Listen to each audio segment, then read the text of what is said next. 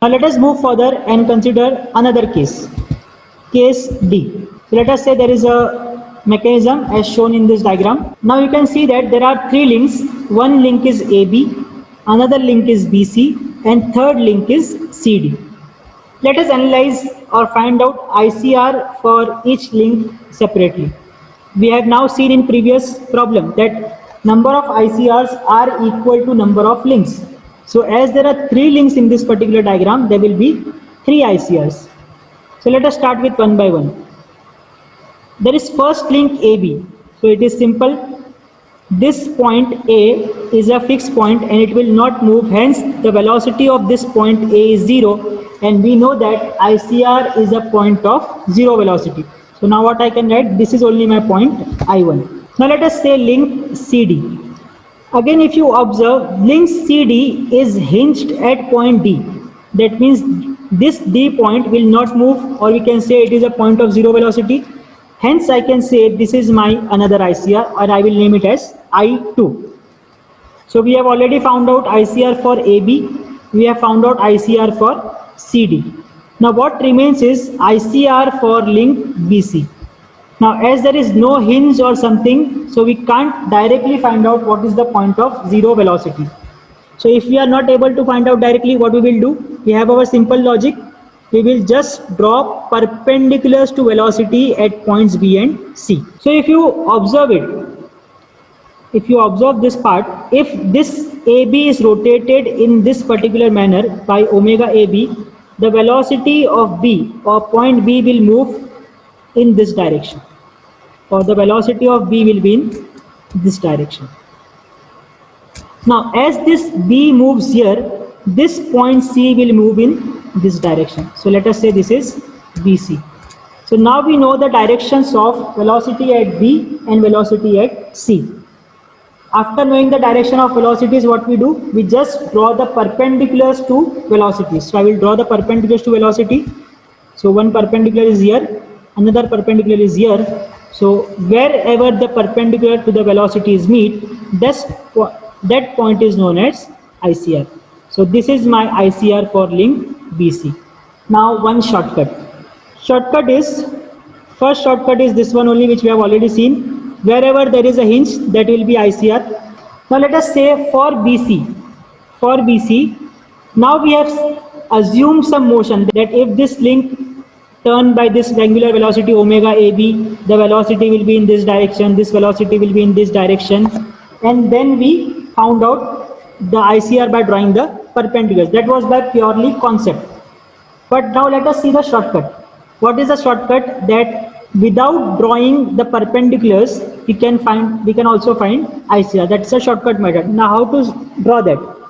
What you need to do is, you need to see which link is hinged. So here you can see that link AB is hinged. After finding out which link is hinged, you just need to extend that link in that particular direction. So what I will do, see here, this link AB is hinged. What I have done, I have extended this link in this particular direction. Okay, you can extend anywhere. You can extend here also. So I have just extended this link which is hinged. Similarly, there is one link here also, CD, which is hinged. So what I will do, I will draw or extend this particular link also. So when I extend this link, and when I extend this link which is hinged, again I get the same point. The point of intersection will now be ICR. So this is a shortcut. If you are not able to find out the direction of velocities, or you are not able to find out or draw the perpendicular to the velocities, what you need to do, in simple terms, just to extend the link which are hinged, and wherever they meet, that will be your ICR. Hope you have understood this logic. Now let us say I want to find out velocity at point B. Now point B is at two particular links. One is link AB and one is link BC. Let us first consider this point B is on link AB. So if this is on link AB, what is its ICR? ICR it's I1. So what I will write, VB is equal to I1B, because I am considering it is on link AB. So it will be VB is equal to R I1B multiplied by omega AB. Let us say if I consider this point B on link BC, then what will happen? Again I have the same relation, V is equal to R times omega. I want value of VB, so I will write VB. But now what I said, I am considering this point B on link BC. So what is link BC ICR? Link BC ICR is this one, I3. So what I will write, R is distance from I3 to B. So it will be I3B multiplied by, I have considered it on link BC, so it will be omega BC. So from both the ways you can find out velocity at point B. Now let us say I want to find out velocity at point C. So what will be velocity of point C? Now first we have to think at which link you are considering point C. Again point C is on two links. One is link BC and one is link CD. So let us say I am considering it on link CD. So if I consider it on link CD, what I will write, VC is equal to I2C. Why I2C? Because ICR for link CD is I2. So distance will be from I2 to C multiplied by omega BC, because I am considering it on link CD. Similarly, I could have considered this point C on link BC. What would have been my equation? It would have been VC is equal to, as I am considering it on BC, it will be I3C. The distance will be I3C multiplied by omega BC. Why omega BC? Because now I am considering VC to be at link BC. Let us consider a point M on link BC, and I tell you to find out what is the velocity of point M on link BC. What you will do? Just think. So what we will do? We will join first I3 with M, and now as I want velocity at point M, I will write Vm is equal to R I3M. Why I3M? Because the point M is on link BC whose ICR is I3. So it will be distance from I3 to M. So it will be I3M multiplied by omega BC, because it is on link BC. So this completes the location of ICR for this particular case and how to find out velocities of different points on the links. And we have also seen, as there are 3 number of links, the number of ICRs are also 3. Hope we have understood this particular logic. Let us consider a case in which there is a body which is in between two moving parallel plates, and the velocities of both the plates are in same direction. Now, let us say VA is equal to 5 meter per second, or the upper plate is moving with 5 meter per second, and this lower plate is moving with, let us say, 3 meter per second. Now, because of the difference in velocities of plate A and plate B, what will happen? This particular body or this particular wheel will perform rotational motion about point C and also translation motion along horizontal direction. But what we need? We need to find out what will be the ICR for this particular case. Again, nothing new. What we need to do? We just need to draw perpendiculars from the velocity at that particular point. So this is VA in this direction. So let us consider this point which is moving in this direction. So the perpendicular to this will be like this. And similarly, if I consider this point, let me change the color. The perpendicular will be like this. So I have drawn perpendicular from both the points on the velocities, but I didn't get the ICR. So it is observed that for this particular cases, when the velocities are in the same direction, the ICR of this particular case lies outside the body on the extension of the diameter. So just remember this, for the body which is in between two moving parallel plates with the velocities in same direction, ICR lies on the diameter outside the body. And how much outside it is from the body, this we can calculate by the values of velocity which are given, and this we will also solve in the problems later. Now let us consider another case. Here we have considered that the velocities of both the bodies are in same direction. Now let us consider a case where the velocities are in opposite direction. So again there is a same figure, but now what happens, the velocity of plate A is in towards right side and velocity B is towards left side. Again, because of difference in velocities, it will perform rotational as well as translation motion. Now what we need to do, again at point A, what I will do, I will draw a perpendicular from this point velocity, and I will from point B, which is this one, again I will draw one perpendicular to the velocity.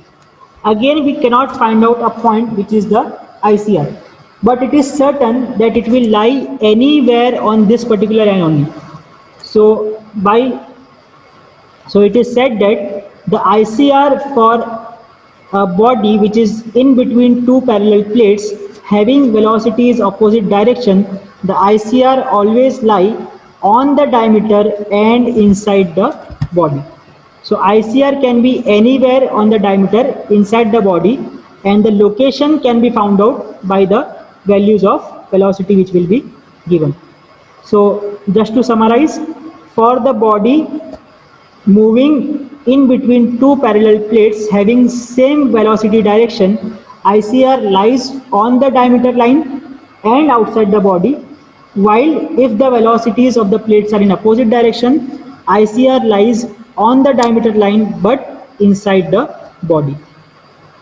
So with this we have completed instantaneous center of rotation, that is how to locate it, how to find out the velocities, etc. Before going to the problems, you must have observed everywhere I have used the relation V is equal to R omega, where I have told that R is distance from center of rotation to that particular point. Let us say point M, so it is distance from I to M. If it is point N, so it will be I to N, etc. So how you will calculate this distance? So there are two basic rules which can help you to find out what is the distance of that particular point from ICR. And the first rule of that is the sine rule, which you have already also studied in your lower classes. Let us consider there is a triangle ABC making angle θ1, θ2 and θ3 respectively at points A, B and C. Okay, what the sine rule says? Sine rule is this one.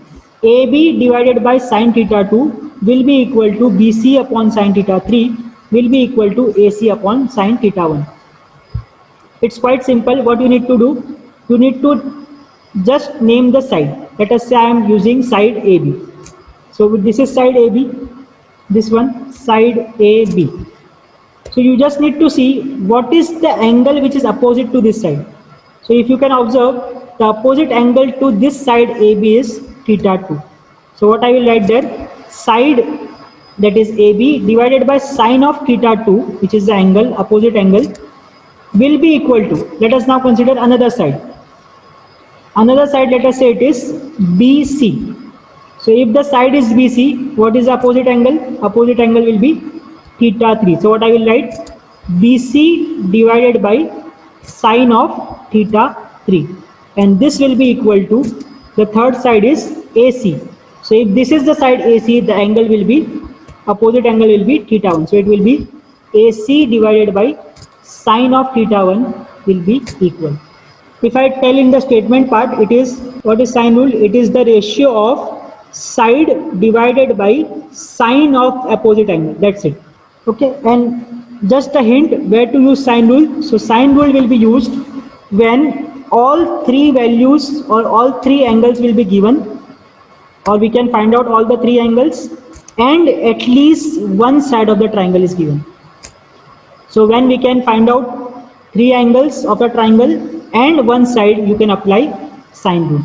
Now what if the case where we cannot find the three angles? So for that cases we have another rule, that is cos rule or cosine rule. Again there is a same triangle ABC making angles θ1, θ2, θ3 respectively. Now what cosine rule says? Cosine rule says the side A square Let us say if I want to find out side A, the value of side A, it will be A square is equal to the remaining two side square. So it will be B square plus C square. Okay.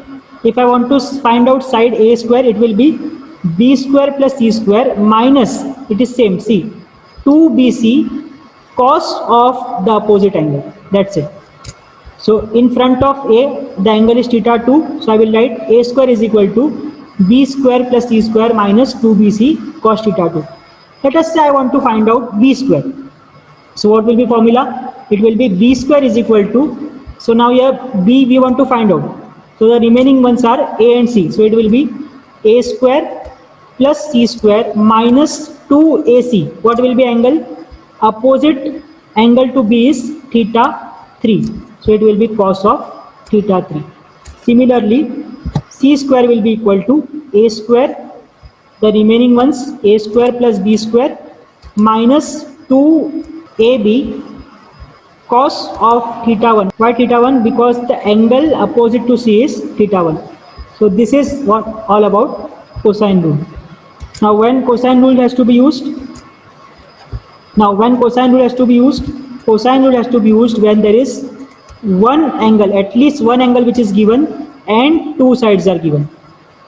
So sine rule was when all the three angles and one side is given, and cosine rule is when one angle and two sides are given. Then we can use cosine rule.